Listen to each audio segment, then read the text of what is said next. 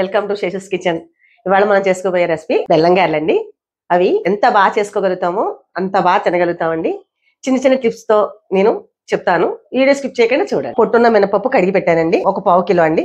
దీన్ని మనం గారెలకి రుబ్బుకుందాం. మనం 1/2 కిలో పప్పు తీసుకున్నాం కదండి. 1/2 కిలో పప్పుకి 1/2 కిలో బెల్లం అండి. ఇది తియ్యగా ఉన్న బెల్లమే తీసుకోండి. అంటే బెల్లాల్లో కూడా ఉప్పదనం ఉంటదండి, టేస్ట్ చూసి తీసుకోవాలి.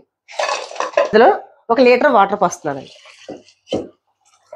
లీటర్ వాటర్ పోసేయాలండి. లీటర్ వాటర్, చిటికెడంత సాల్ట్ చాలండి. స్వీట్ కదా, ఉప్పుదనం ఎక్కువ అవుతుంది కాబట్టి మనం సరిపడంత ఉప్పు వేసుకో అవసరం లేదు. చిటికెడంత సాల్ట్ వేస్తున్నానండి. ఎందుకంటే గాలికి సరిపడంత సాల్ట్ వేసుకోకూడదండి, మనం బెల్లం పాకంలో వేస్తున్నాం కాబట్టి. మొత్తంగా కలిపేసుకోవాలండి, కలిసిపోయేలాగా. బెల్లం గారెలకండి రుబ్బు మనం మామూలు గారెలకి రుబ్బుకున్నట్టుగా గరుగ్గా రుబ్బుకోకూడదు, ఇలా మెత్తగా రుబ్బుకోవాలండి. మనం సాల్ట్ వేసాం కదా, ఇప్పుడు కొంచెం లూజ్ అయింది అనమాట. ఇది సరిపోద్దండి, కొంచెం వాటర్ గట్ట వేసుకోకూడదు, నూనె ఎక్కువ లాగేస్తాయి. ఎప్పుడునండి చాలా మంది రోట్లో రుబ్బుతుండగానే సాల్ట్ వేసేస్తారు. అనుకోకుండా మనకి ఏదైనా లేట్ అయింది అనుకోండి, ఇంకా గారెలు తినక్కర్లా, మొత్తం నూనె లాగేస్తాయి. అందుకని ఎప్పుడు కూడా రుబ్బు తీసుకుని మనం వేసుకునేటప్పుడే స్టార్ట్ చేసే ముందు మనం సాల్ట్ కలుపుకోవాలన్నమాట. అది తెలియక చాలా మంది గారెలు నూనె ఎందుకు లాగే అనుకుంటారండి. అసలు విషయం అది. తర్వాత అండి, పప్పుల్లో కూడా కొత్త పప్పు ఉంటుందండి. కొత్త పప్పు తెచ్చుకొని గారెలు వేసారనుకోండి, అది కూడా శుభ్రంగా తాగేస్తుందండి నూనె. ఎప్పుడు కూడా పప్పు కూడా మనం మినపప్పు తీసుకునేది కూడా పాత పప్పు తీసుకోవాలన్నమాట గారెలు వేసుకునేటప్పుడు. వీటైందిలే చూద్దామండి. నూనె వీటైపోయింది. ఇలా ఒక్కొక్కటిగా గారెలు వేసేస్తున్నాం.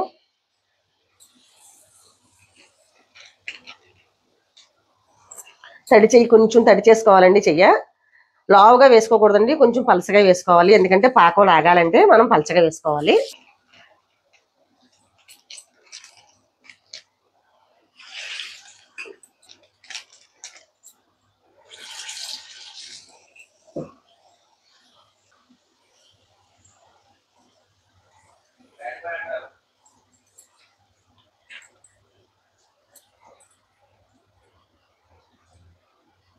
ఇలా వేగిపోగానే ఈ కలర్ వచ్చినవన్నీ తీసేసుకోవాలండి. చూడండి, ఇలా పాకం అంతా కాగాలి.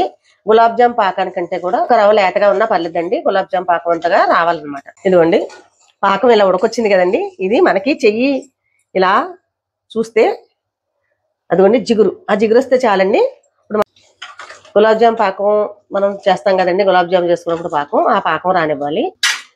ఇదిగోండి, ఇలా జిగురు వచ్చిన పాకమే కరెక్ట్ గా సరిపోద్దండి. లేకపోతే గారి కొంచెం ముదిరింది అనుకోండి, పాకం ఆ గారి లాగదనమాట. ఇప్పుడు ఇందులోకి మనం ఒక 5-6 యాలకులు చితకొట్టానండి. ఇవిగో ఈ పౌడర్ వేసేసుకున్నాం. ఇదిగోండి, మనం వేపు పెట్టుకున్న గారెలు, వీటిని ఇందులో వేసేద్దాం.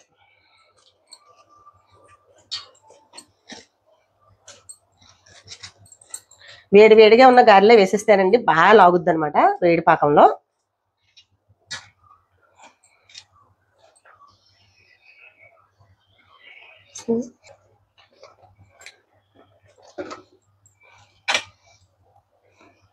వేడి చల్లారిన తర్వాత మూత పెట్టుకోవాలండి.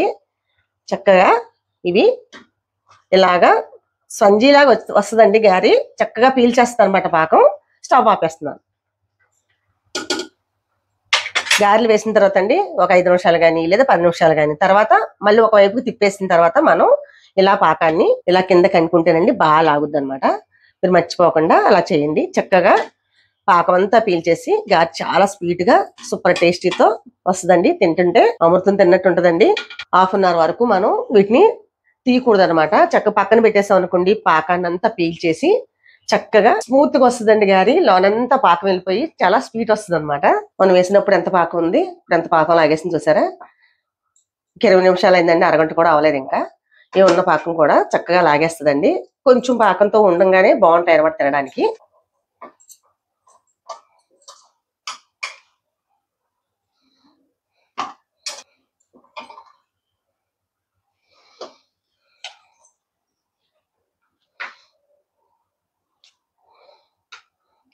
చూడండి, పాకం అంతా ఎంత బాగా లాగేసిందో లోన,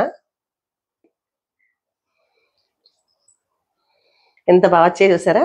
చూసండి, మనం నొక్కుతుంటేనే ఇదిగోండి లోన తెల్లగా లేకుండా ఇలా వెళ్ళిపోవాలండి పాకం. ఇలా పీల్చాలన్నమాట.